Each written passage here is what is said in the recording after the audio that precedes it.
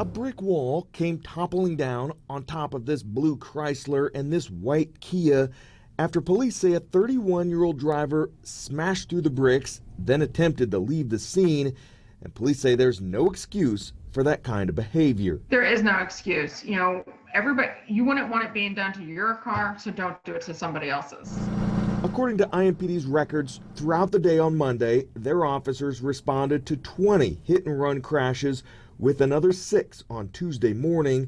The bottom line, regardless of how slick and dangerous the roads can get, everyone involved in a crash has the legal responsibility to stop. It will be a crime if you leave the scene without stopping and exchanging information, having a plan with the other driver.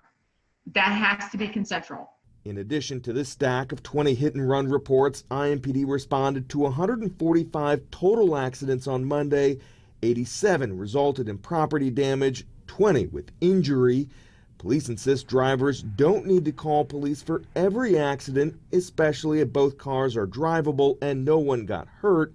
But drivers should never speed away from a crash without checking on the other driver. If you stop, contact them, then you're not going to get in trouble for it. It's when you just keep on going. Now you've committed what's considered a hit and run accident, and that is actually a chargeable offense. Jesse Wells, CBS 4 News. Jesse, thank you.